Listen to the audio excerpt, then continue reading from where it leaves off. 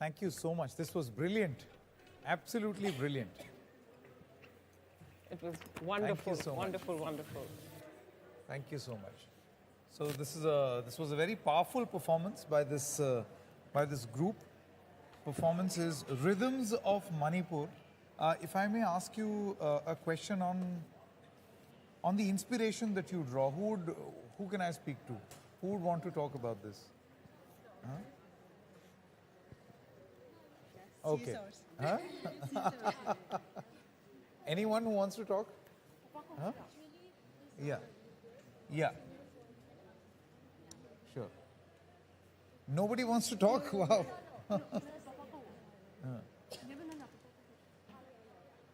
Please come. Please come.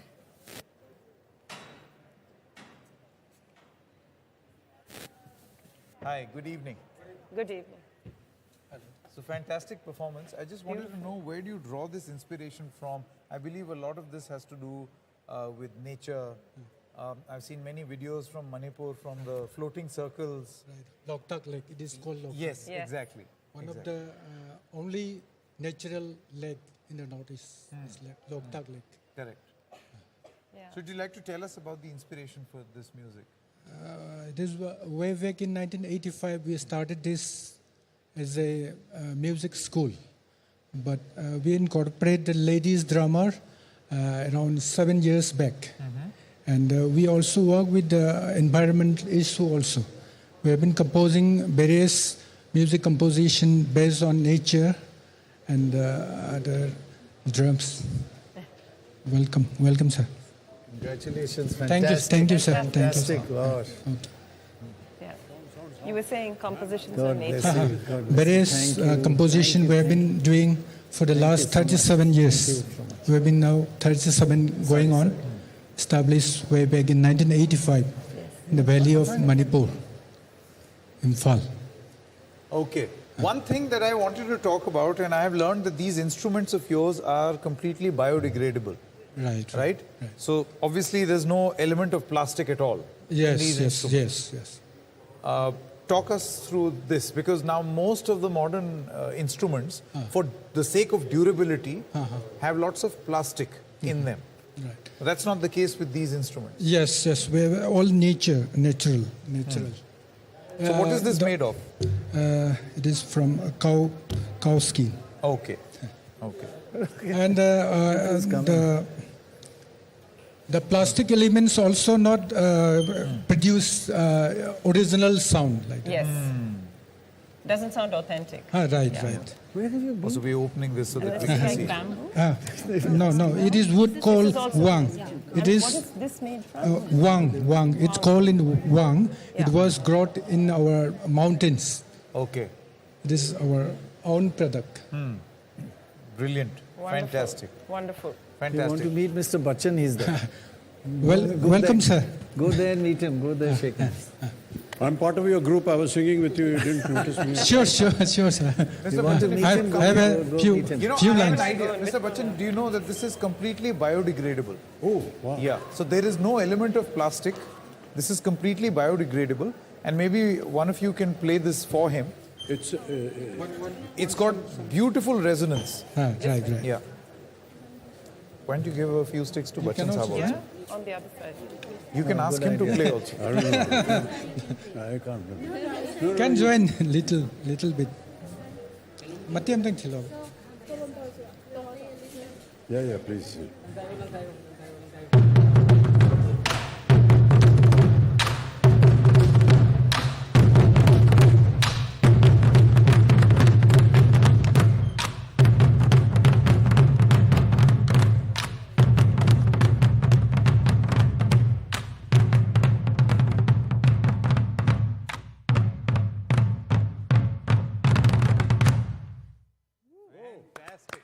For your information, we have also won the two national awards. Wow, fantastic. own You can composition. tell it's so good, yeah. Right. Very good. Thank you, sir.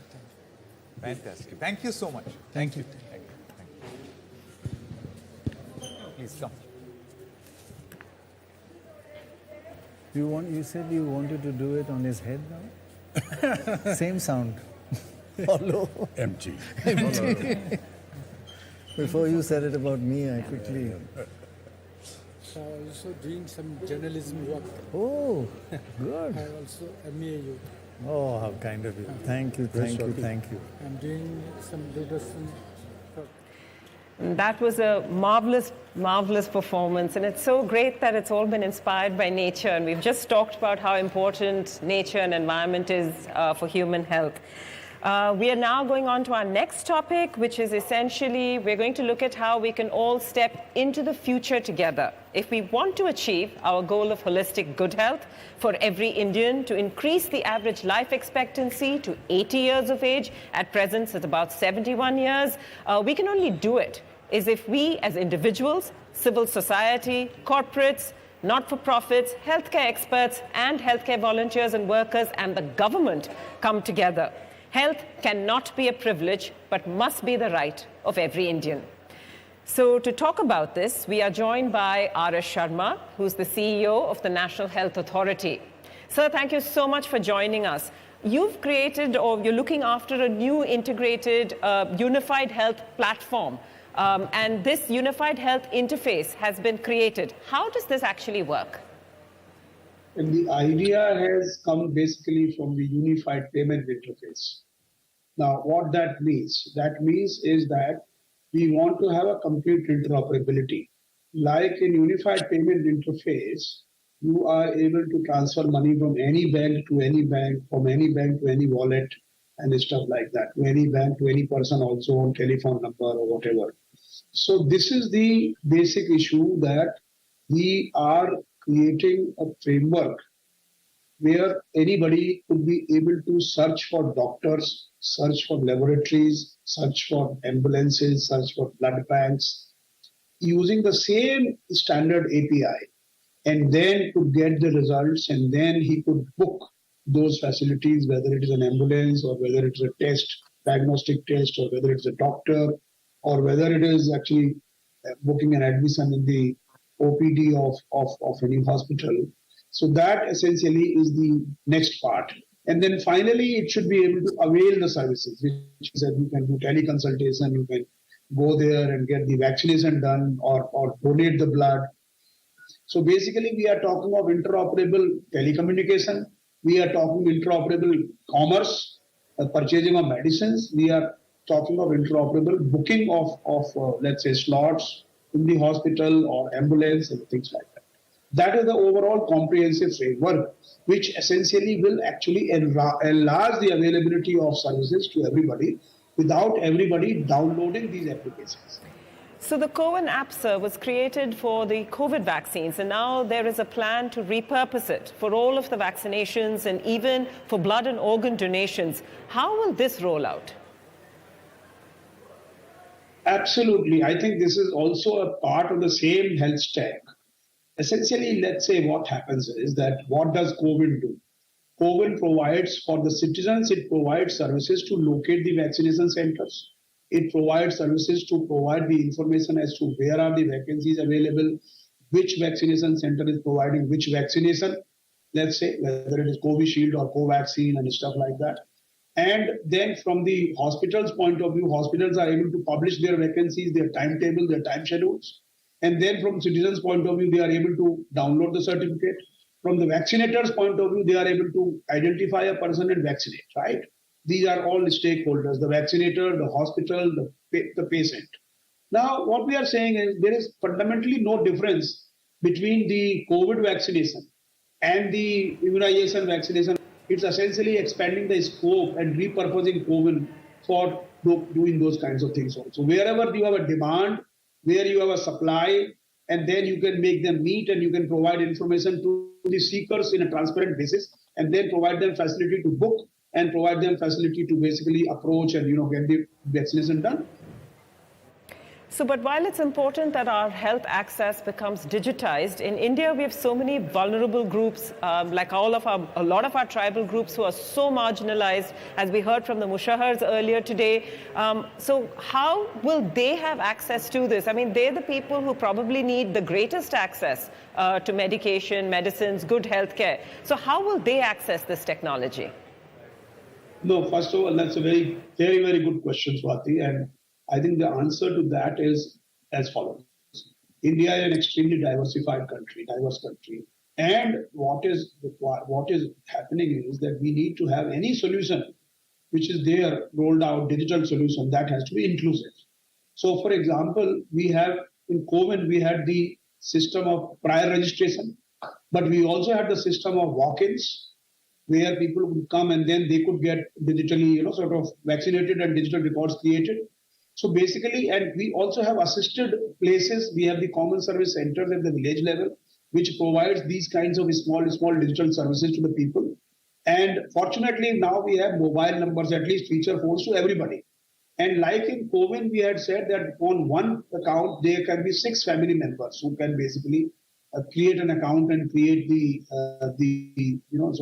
records, etc. Similarly, we will have this also. It's not necessary that everybody who is doing it has to have a smartphone.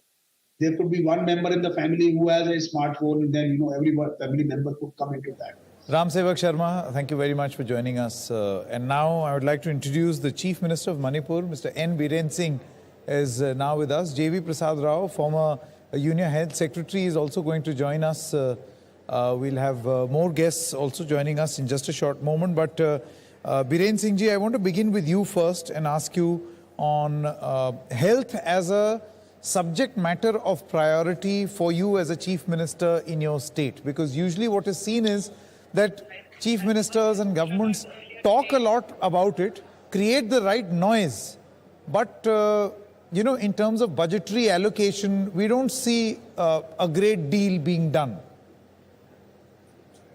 You see, our priority is on education and health sector.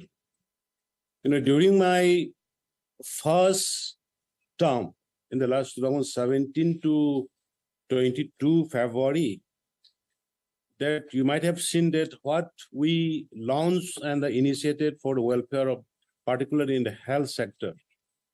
Thus, we launched the Chief Minister ki Lakshya ki Tangbang, means the health schemes for Chief Minister. Means we do provide rupees 2 lakh to each and every household under the below poverty line to get free medication, free treatment in the state hospital, including some of the outside hospital who is penalized. So, now already out of, 6 lakhs houses altogether in the state, we have distributed, provided the health card of 5 lakhs is to every, about to 4 household in the state. Means 70% of the total population has been covered. And above this, we also launched the Health for Old.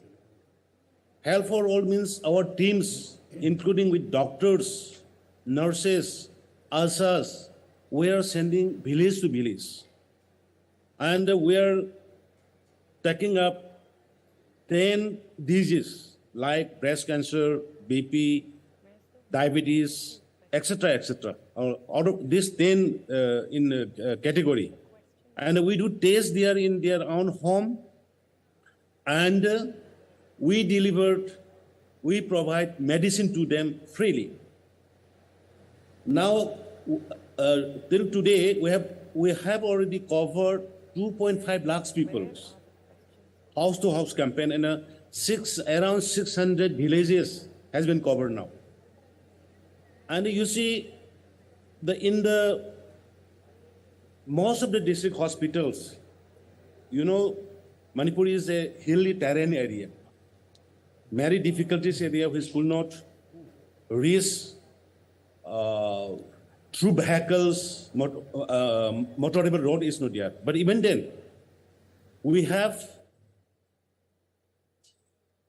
established, e-technology, e-televised treatment through at various district headquarters. And in some three, Chorchanpur,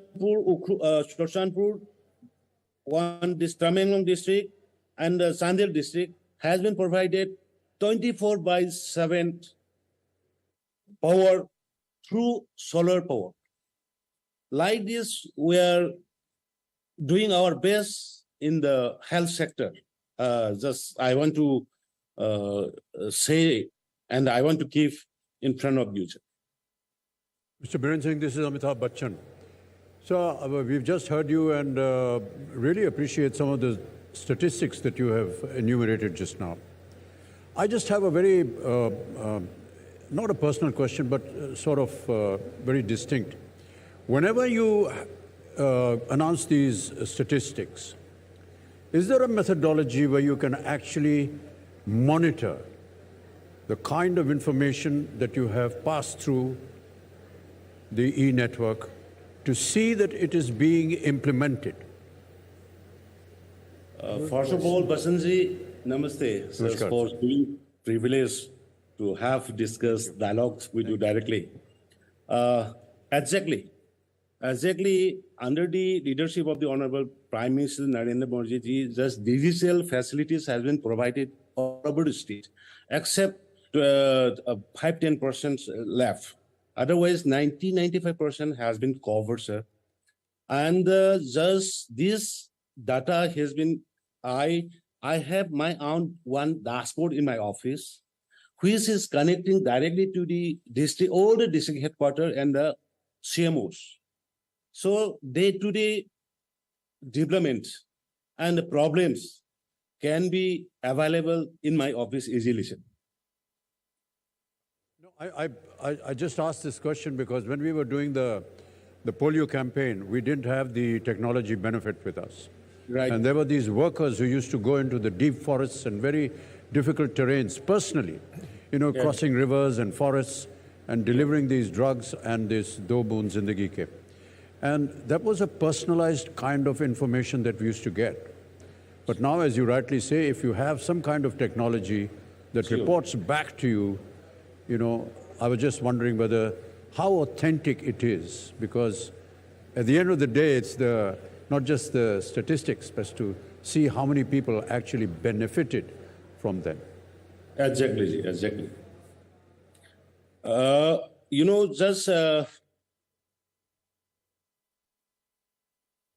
Can you hear me? Yes, we can, yes. Okay.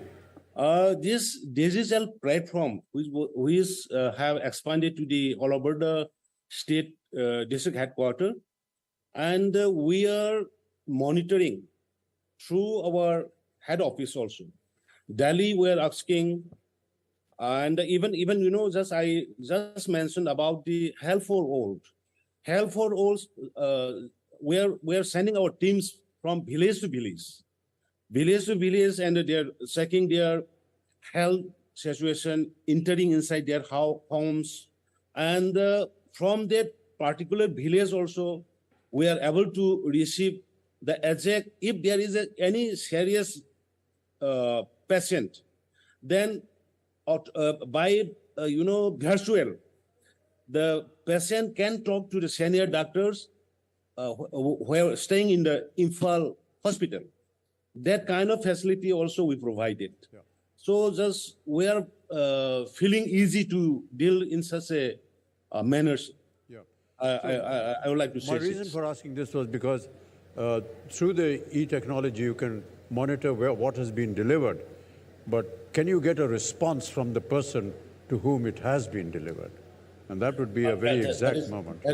Yeah, very genuine question. Sometimes monthly I do interact with even with the patient through the virtual.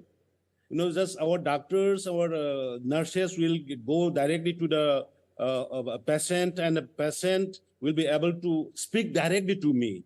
Yeah. So that through virtual. That kind of facility also we are able to provide under the Honorable Prime Minister Narendra Modi's guidance. That's very critical.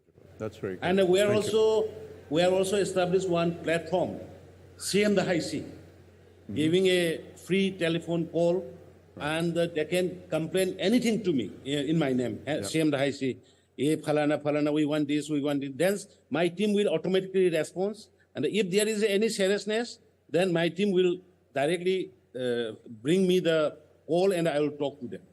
Wonderful. That is Well done. very much. Okay. Sir, this is Pranoy Roy, sir. Thank you very much for joining us. It's a great honor. So as you know, we are focusing on two big things here. One is health of children and general health care in our society. And we just want to ask you to say yes to two things, which we're going to ask all chief ministers, but Manipur can lead the way if you say yes. One, please commit to increasing the budget expenditure on child health care by just 15% every year. A year, 15%, which means in 5 years you'll have doubled it, which is a big step, and you'll lead the way in India. And secondly, will you increase the number of ASHA workers from whatever it is in 5 years to 5 times what it is now, and give them a slight increase in their, not a slight, an increase in their income. These two commitments, if you can make, you will lead India. We're going to get all chief ministers to commit to this much: child health care and ASHA workers. Rohiji, very, very thanks for talking directly in a meeting with you. Thank you, sir. Why not? Why not? We are giving priority to the children. Children is our futures. And just we are having, the shortage of revenue as a small state, even though just we are encouraging, we are prioritizing in the health and education, and surely we will increase that kind of Thank you, sir. Budget also. That's great to hear. Great to hear that. Thank you very, very much. Thank you. Yeah. Thank you. And the second question is about ASHA. ASHA workers. Yeah. You rightly mentioned ASHA, they are not getting much payment, only 1,000. Earlier it was, their honorarium was hardly 500 only. Yeah. But now we have increased to 1,000. And their working style is so, commendable, sir. Commendable. Really? Thus, during the COVID, they're never afraid and they doesn't care of anything. And they do go wherever the patient is there. Wherever the government asks, they will go. They sacrifice. And definitely, the government has already we have increased their remuneration. And again, I assure you, they are the only people who are working in the fields. We have to encourage them. You are rightly pointed out. Thank you, sir. Thank you. You will lead the way in this. Thank you. Thank you. Thank you very much. Thank you so much, sir. Thank you. Thank you so much, Mr. N. Biren Singh, the Chief Minister of Manipur. We also have Mr. J.V. Prasad Rao. Mr. Rao, as a former health secretary, what do you see as India's main challenge in the road ahead to attain Sampoorn Swasth? I think the road to Sampoorn Swasth lies in keeping people at the center of the response. See, it should be people-centered health, not facility-centered health. Unfortunately, even until now, when we talk about health centers, hospitals, doctors, nurses, etc. But if you have to put the people at the center, and if you talk about universal health coverage as your objective, we should see how we can reach the facility to the last mile, to the people who are deprived, to the people who are marginalized, who are far away in the jungles, and also who are stigmatized and criminalized, like the gay population, the men who have sex with men, the sex workers, and so many others. And today, as Amitabh ji rightly pointed out, we say that we have extended a number of facilities, but where is the monitoring? Do we really know that these facilities are actually being extended to them? This is where I think community-led monitoring is very, very important. And this is something which has been successfully done in the case of HIV way back, because wherever the communities are active, you can have very good monitoring of the program. And unfortunately in COVID, we didn't involve the communities the way we should normally when there is such a huge emergency which has come in. So for me, I think reaching the facilities to the most deprived people and putting access before coverage. I think coverage is very easy to say. I have made 90% coverage, but the 10% who are left out are the most needy always. So I think it's always better to talk about access, and reaching health services to the last mile is the most important thing. Second is we have to bring in the programs into some sort of a convergence. Today we reach a number of services like silo programs. You have TB, you have HIV, you have malaria, you have leprosy, so many programs, and also reproductive health. And we have one common healthcare system. But all of them, they have their own budgetary streams, they have their own way of monitoring, reaching services, etc. And whatever efforts have been made to bring in such number of convergence among these programs has not been very successful. For the first time, I think we are making an attempt now. I find that the WHO has taken the lead, and the countries in this region, Southeast Asia region, have committed that they will bring HIV, hepatitis B and C, and sexually transmitted infections into one common system of governance, which is a good step. And I would say even TB should come under that. So if you bring some of these programs under a common governance structure, and if you see that the delivery systems are integrated so that the same person doesn't have to come again and again, once for TB, once for HIV, once for malaria, and things like that, then it becomes truly people-centered. And one more thing I want to add, thanks to COVID, even the testing mechanism that we have for various diseases, now it can be very nicely integrated, because the RT-PCR system which has come, earlier it used to be very costly and we used to have just a few centers in the entire country. Today, almost every primary health center in many cases have RT-PCR facilities. You can mount all the testing, whether it is for TB or for malaria or anything, on the RT-PCR platform. If you can bring in an integration into the testing services, you can see that the same person need not come again and again for different testing programs. So these are the ways in which you have to bring in integration of services. I think that for me is the true way you can bring in universal health coverage to the people of this country. We're also joined in this discussion by Uttara Bharat Kumar, Senior Technical Advisor for Social and Behavior Change, Johns Hopkins Center for Communication Programs, and the Bloomberg School of Public Health, and Ravi Bhatnagar, Director External Affairs and Partnership SOA, Reckitt. So Uttara, coming to you, it was interesting that he was mentioning diseases like AIDS and TB, and which are the communicable diseases. And you've worked a lot in the field of HIV, and you've done that in Africa and India. So going forward, we know something like HIV today, AIDS today, because you have retroviral drugs. People can actually live with HIV for much longer. Earlier, if you had HIV or you had AIDS, it was like a death sentence. So we've made that kind of progress. But the gap seems to be in people getting to these drugs. So some countries have access, others don't. So what do you see as these kind of challenges in the future, since you work in this field of public health? Sure. Thank you for that question, Swati, and thank you for having me on this panel. It's a delight to be here in this company to talk about behavior, which is my a passion. If we think about the future and where we'd like to be, we want a society that has diseases like HIV, communicable diseases like TB, and so on under control. And when we think about that, there's the medical side of it, and then there's the behavioral side of it. So you can't achieve one without the other.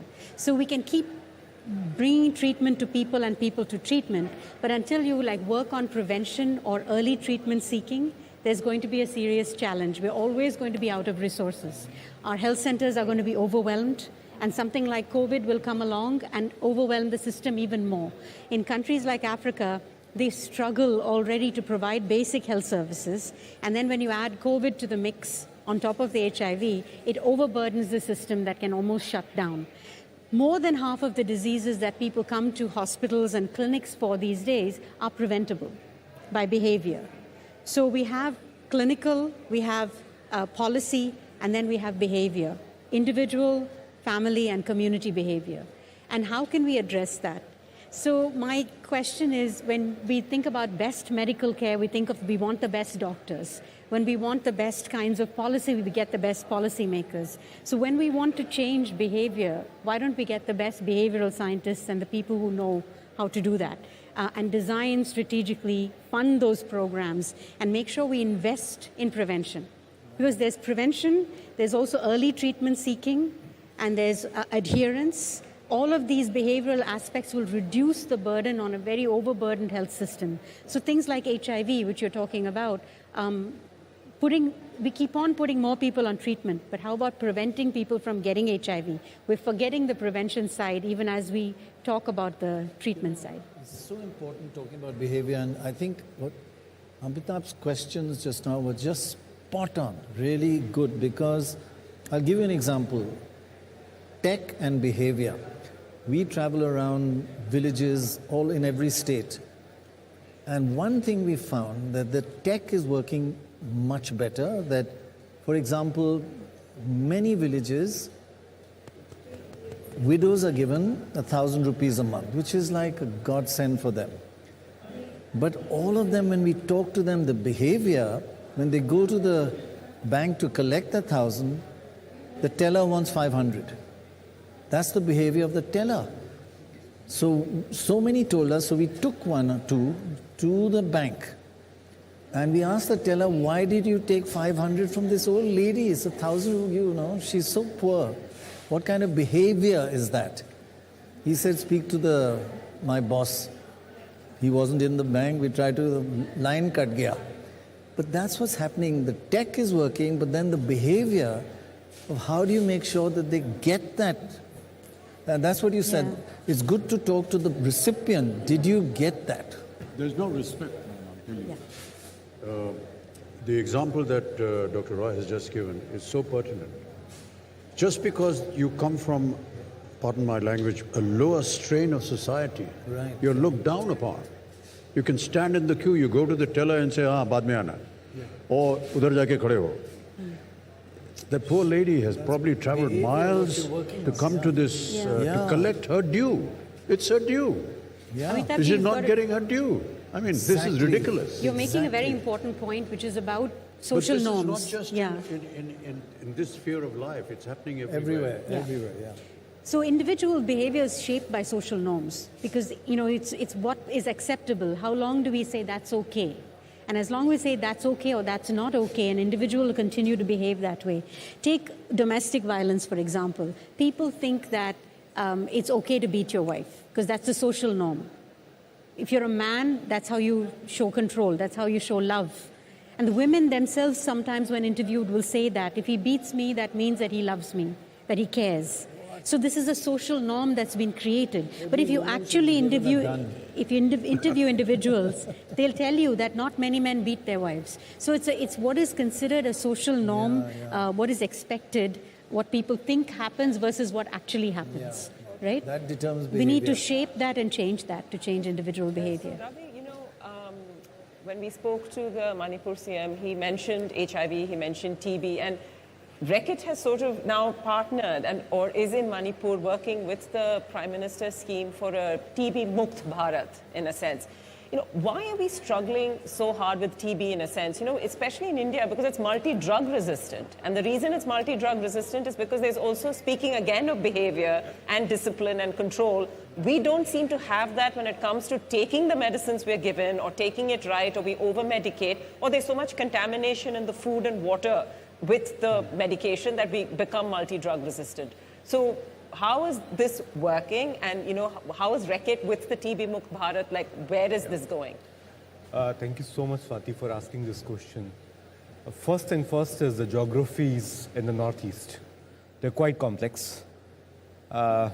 Second is like, you know, like Mr. Bachchan was just mentioning about, you know, frontline health workers swimming, going for a huge distance, delivering polio vaccines. This is almost same situation in many parts, especially in the hilly regions. Government really wants to do something. They have public voices which are very strong. A voice for hepatitis, voice for smallpox, voice for polio. Many times the voices come like the medical voices, which are very difficult to, you know, translate to the common citizens or to, you know, everyone. So it's important, like there's more engagement, there is more airtime, there is more GRPs.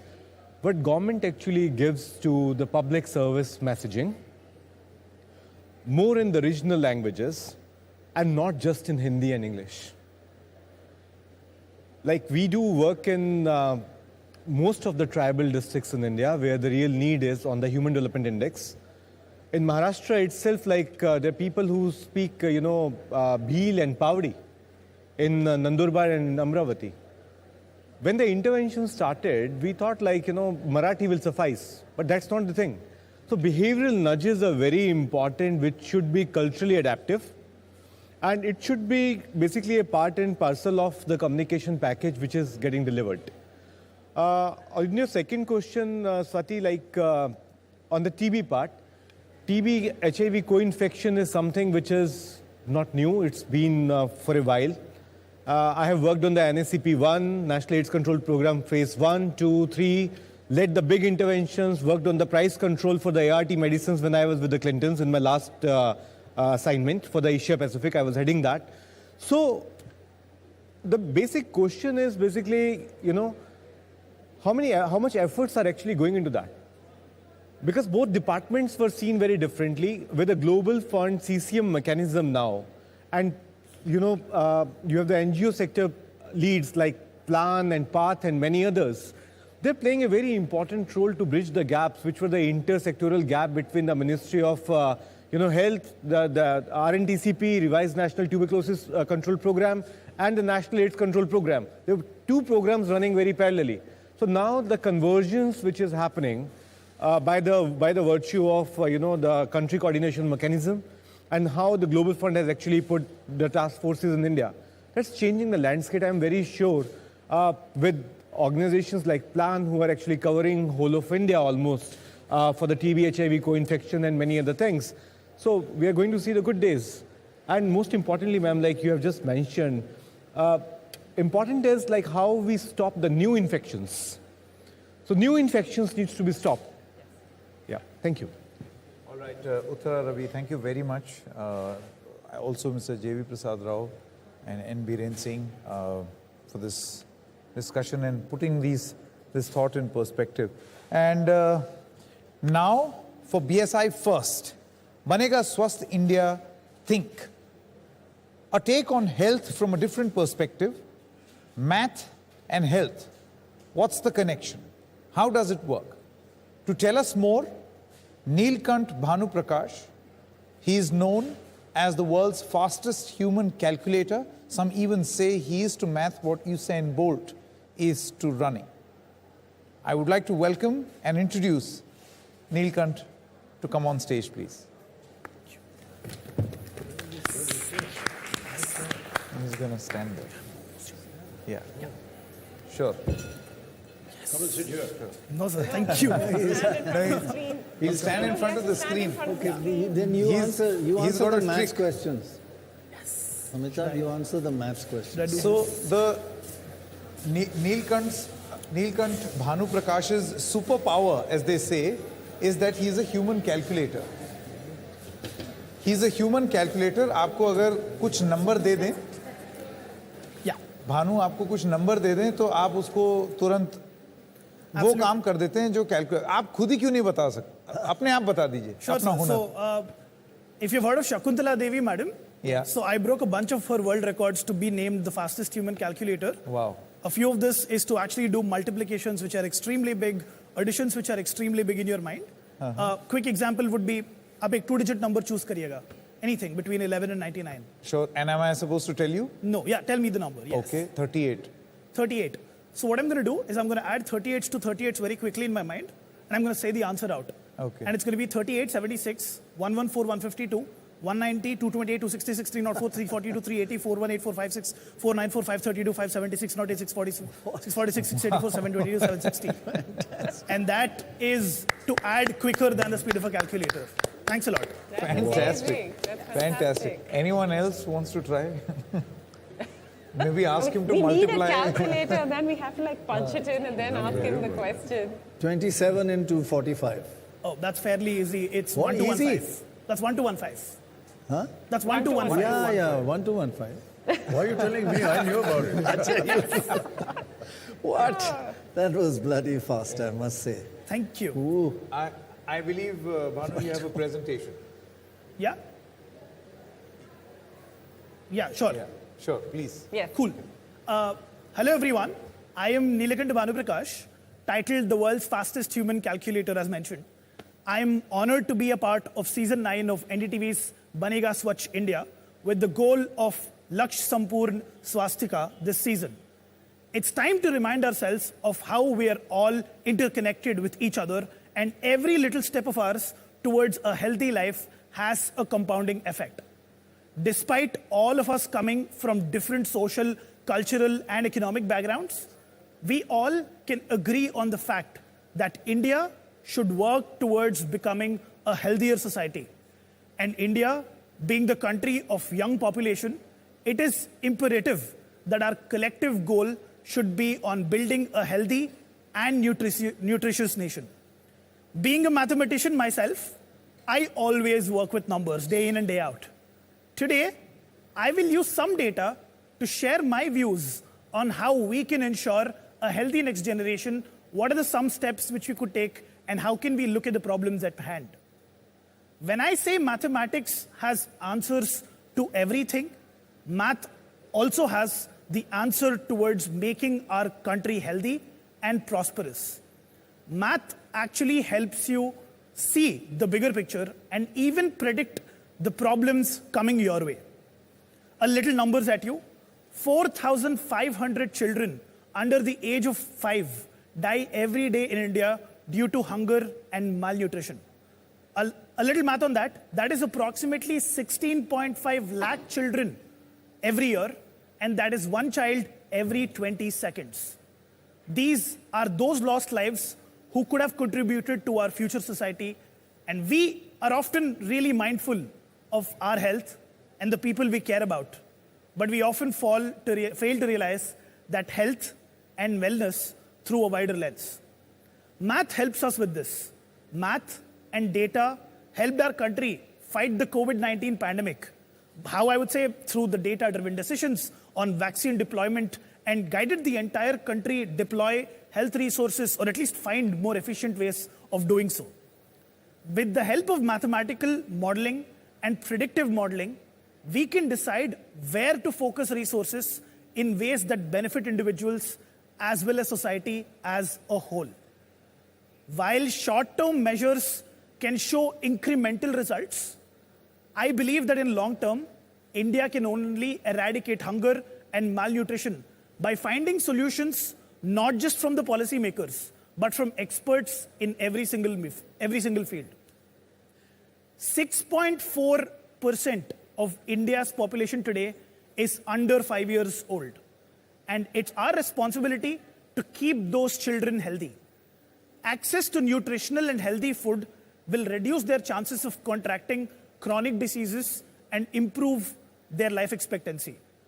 In 20 years, these very children will comprise 50% of our nation's population. Targeted efforts towards the health of the children today will ensure that by the time India celebrates her 100 years of independence, our great nation would be 100% ready to take India to the next century. And last but not the least, it's important to understand the role data plays in prioritizing what are the problems to solve, and the zoomed out understanding towards looking at a healthcare problem, looking at malnutrition, looking at hunger as a problem, can be solved, as mentioned, not just by policymakers, but with mathematicians like me, with scientists of today, and with technocrats of today. And saying that, I would say Banega Swasth India, and Jai Hind. Thank you. Thank you so much. Very well Can put. I ask Very you a well quick put. calculation? Sure, go ahead. I need the calculator, but I'm just going to ask you. Yes. So if we multiply Let's ask him, how many numbers can you calculate? everything, he's the human calculator. I mean, you can do whatever. Yeah. So I'm going to give it a shot. Okay. So This is a difficult one. no, it's not. Not for you, I don't think. So what if 88,596, yeah, is multiplied by 58,000? Oh, that's going to be big. That's going to require a board. It's going to require That's a going to board. require a board. So what if you do 8,800? So let me just change this really quickly. What I'm going to do, ma'am, is Yeah. take a 5-digit number, like 88. 5-digit number? Okay, so let's do 5. Hang on, just without my glasses, this is very difficult. Change that, delete it. Do. Maths is your strong point. So, okay, You're do. challenging the mathematician. No, I'm looking at a calculator, so we know the Okay, a answer. 5-digit number. Take a 5-digit number. 83542. 83542 multiplied by, give me a single-digit number. Single-digit number? Yeah. 9. That's going to be 751878. And I'm going to multiply it by 751878. That's the answer. Okay. Yes. And I I have can. no way to check Wait, this, but I can. great stuff. Yes. It's right? Fantastic. Yes. Fantastic. And you can go on and on. I mean, That's yeah. amazing. Thank you. Thanks a lot. Fantastic. Amazing. Just like you. Thank you so much. Thank you. Well done. Thank you. Thank you very much. Thank you. Good God. All right, let's stop for a short break at this moment. We'll be back and our broadcast continues. Stay with us.